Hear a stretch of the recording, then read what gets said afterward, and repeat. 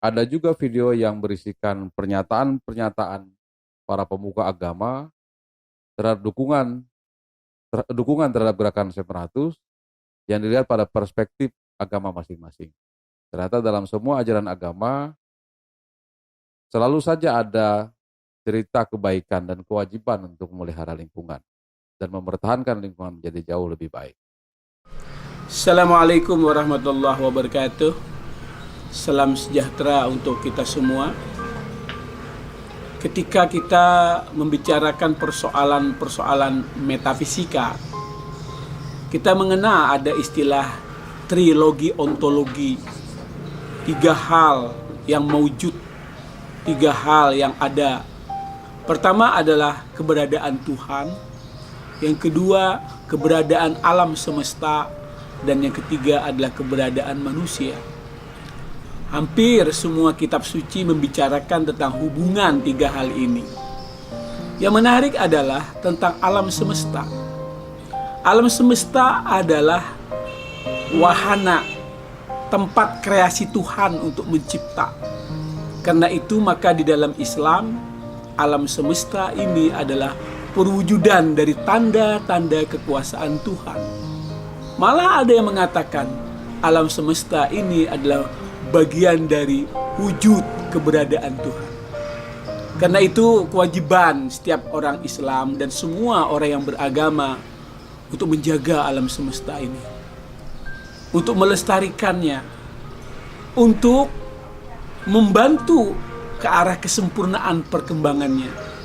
Karena semua itu diciptakan oleh Allah untuk manfaat diri makhluk semuanya. Karena itu apabila ada usaha-usaha untuk merusak alam, termasuk mau mengeksploitasi sepanjang pegunungan Meratus tanpa memperhatikan ekosistem, tanpa memperhatikan lingkungan yang semestinya harus dijaga, ini kita harus waspada. Ini semua akan bisa membawa kepada kehancuran peradaban manusia, termasuk persoalan lingkungan. Al-Quran berkali-kali mengingatkan, Zaharal fasadu fil barri wal bahri bima kasabat aydin nas. Telah nyata bahwa kerusakan di muka bumi semuanya adalah akibat tingkah laku perbuatan manusia. Apabila kerusakan terjadi, lingkungan mulai rusak, tidak ada yang mau peduli, itu berarti dia membiarkan kerusakan menjalar, merajalela di muka bumi. Bukankah Al-Quran sendiri menegaskan, ittaqu fitnatan la tusibanna alladhina zalamu minkum khassah wa'lamu annallaha syadidul iqab.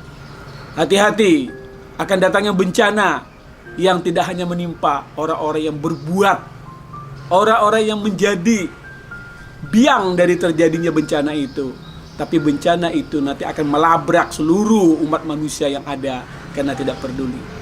Oleh karena itu mari kita peduli, mari kita bersama-sama save Meratus. Jaga pegunungan Meratus, jaga kelestariannya. Jangan sampai kita merusak alam sekelilingnya. Karena berarti merusak alam sekelilingnya, merusak tanda-tanda kekuasaan Allah, dan juga merusak wajah-wajah dari kekuasaan Allah. Mudah-mudahan kita semua peduli dengan alam semesta. Save Meratus, menyelamatkan Meratus, menyelamatkan Banua, menyelamatkan kehidupan umat manusia. Salam sejahtera bagi saudara sekalian. Kita ketahui bahwa Kalimantan Selatan ini ditandai dengan kehadiran 2 sungai besar, Sungai Barito dan Sungai Martapura. Demikian juga dengan suatu kawasan pegunungan yang dikenal sebagai Pegunungan Meratus.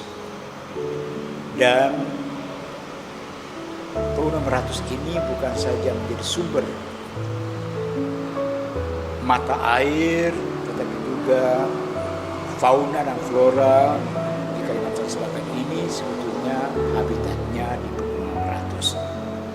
Maka Pegunungan Meratus ini memang merupakan suatu kawasan yang sungguh boleh dikatakan memberikan kehidupan kepada seluruh Kalimantan Selatan. Dalam faham gereja Katolik atau kalau mau gereja-gereja Kristen pada sesungguhnya ciptaan itu adalah pemberian Tuhan sendiri yang oleh manusia harus dirawat, dipelihara, dan dikembangkan. Dan itu berarti sikap pertama ialah menghormati ciptaan. Bukan saja menghormati sesama manusia, melainkan juga menghormati ciptaan. Dengan lain kata, manusia diperkenankan, bahkan diberi amanah oleh Tuhan untuk mengelola, tetapi bukan untuk merusak, melainkan untuk memelihara, supaya tetap seperti tujuan semula dari Sang Pencipta, yakni memberikan berkat bagi seluruh kawasan sekitarnya, bahkan bagi seluruh umat manusia yang bermukim di daerah itu. Maka ini bukan suatu pandangan, melainkan suatu keyakinan dari Gereja Katolik bahwa manusia harus merawat lingkungan itu sehingga tetap terpelihara. Dan selama beberapa tahun terakhir ini, gereja-gereja Katolik di seluruh Pulau Kalimantan menggumuli tema membangun Kalimantan baru. Artinya apa?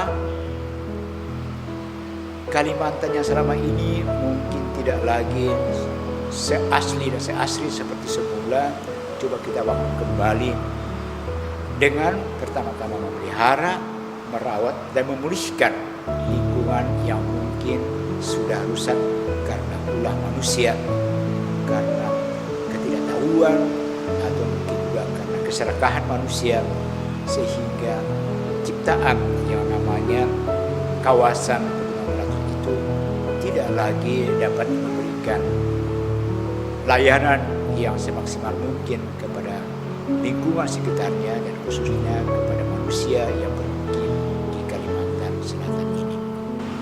Maka untuk masyarakat Kalimantan Selatan, menyelamatkan, memelihara, merawat Meratus itu sama dengan menyelamatkan dan memelihara kehidupan. Hidup pegunungan Meratus. Shalom, saudara-saudara dimanapun Anda berada. Saya memberikan pemahaman akan keberadaan satu kehidupan yang cukup untuk kita prihatinkan, di mana bencana alam begitu terus-menerus terjadi di bumi kita, secara khusus di Indonesia. Dan terlebih khusus, kita harus fokus di dalam keberadaan lingkungan di mana kita berada, yaitu di Kalimantan Selatan. Sebagai warga gereja, diberi hak oleh Tuhan untuk menjaga dan memelihara bumi, sebagaimana di dalam kitab Kejadian pasal yang pertama. Maka orang Kristen seharusnya berperan di dalam menekan laju krisis ekologi, dimulai dari rumah, dari diri sendiri, kemudian berkembang kepada lingkungan di mana gereja berada. Dan sebagai upaya untuk berkontribusi dan terlibat jauh dalam menyikapi dampak lingkungan yang semakin merajalela ini, saya memberikan himbauan kepada seluruh warga gereja dimanapun berada untuk kembali berorientasi kepada sadar akan lingkungan yang harus dipelihara, dijaga sebagaimana mandat daripada Tuhan. Oleh karenanya, jangan sekali-kali saudara acuh terhadap kerusakan-kerusakan lingkungan yang terjadi di sekitar saudara. Saya berharap warga gereja mulai berbenah dari diri sendiri, miliki pola hidup yang sungguh-sungguh cinta terhadap alam. Mulai belajar di mana engkau ada dalam lingkunganmu dipelihara secara baik. Maka dari itu, seyogyanya saudara mulai berusaha paling tidak menjaga bagaimana saudara bisa menyikapi hidup dengan pola yang bijak, yang sadar, yang sungguh-sungguh bertanggung jawab terhadap kerusakan lingkungan ini. Dan jangan sekali-kali kompromi dengan apa yang ada di mata saudara ketika engkau melihat pengerusakan hutan, pengerusakan lingkungan, baik oleh tambang, oleh apapun, dari kebijakan-kebijakan yang ada. mari warga gereja mampu mengkritisi secara bijak dan suarakan demi kelangsungan kehidupan kita sebagai umat manusia di muka bumi ini. Dan terlebih di Kalimantan Selatan, kita harus benar-benar menjaga kelestarian lingkungan, terutama di dalam satu komunitas di daerah Meratus yang begitu sangat ideal. Sesungguhnya mereka hidup di dalam alam yang asri. Jangan sampai terjadi kerusakan oleh karena kepentingan pribadi. Karena itu saudara, selamatkan Meratus dengan hati yang bijak dan suara yang lantang demi kelangsungan hidup anak cucu kita di kemudian hari. Mari kita selamatkan Meratus untuk menyelamatkan kehidupan. Namo Buddhaya. Di dalam peraturan kebikuan, jadi dalam Vinaya itu ada 227, antara lain yang melarang biku melakukan penebangan pohon, mematah ranting, mematah daun. Jadi sifat maksudnya agar lingkungan itu terjaga. Jadi para biku itu sudah diajarin untuk tidak merusak lingkungan alam. Nah, ini memang inti daripada yang diajarkan Sang Buddha kepada para biku. Sehingga para biku itu dibatasi dengan aturan-aturan yang disebut Vinaya ya. Antara lain tadi tidak bisa sembarangan memetik daun atau menebang pohon. Nah, itu tidak dibenarkan biku melakukan. Nah, karena itu kebiasaan itu memang harus diikuti oleh umat-umatnya. Nah, jadi pengalaman saya masuk ke dalam pedalaman Meratus ya, khususnya di daerah Kabupaten Balangan, Kecamatan Halong, itu alamnya memang lebat, memang alami, memang enak, udaranya bersih. Nah, makanya alami yang bersih ini harus terjaga. Jadi alangkah baiknya Meratus itu terbebas dari aktivitas-aktivitas usaha yang merusak lingkungan. Karena lingkungannya sendiri begitu asri, hutan masih belantara, masyarakatnya juga hidup dengan tenang di sana tanpa ada gangguan. Menyelamatkan Meratus, menjaga kehidupan kita yang lebih baik.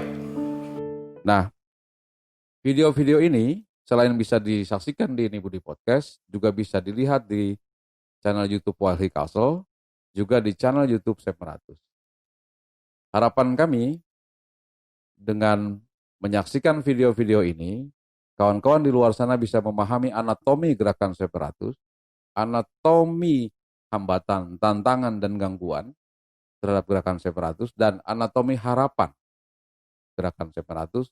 Yang paling terakhir adalah dengan melihat video-video ini, kita semua bisa merapatkan barisan perjuangan untuk melestarikan lingkungan dan mempertahankan Pegunungan Meratus tetap seperti itu adanya, mempertahankan kelestariannya, mensejahterakan warganya, mensejahterakan kawan-kawan Dayak Meratus, dan melawan pertambangan, menghindari pertambangan, atau mempertahankan beberapa wilayah yang selama ini komitmen menolak tambang dan perkebunan sawit.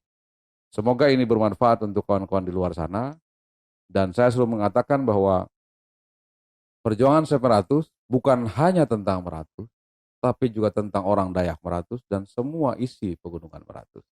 Karena itu, Sep Meratus menyelamatkan Meratus, menyelamatkan kehidupan.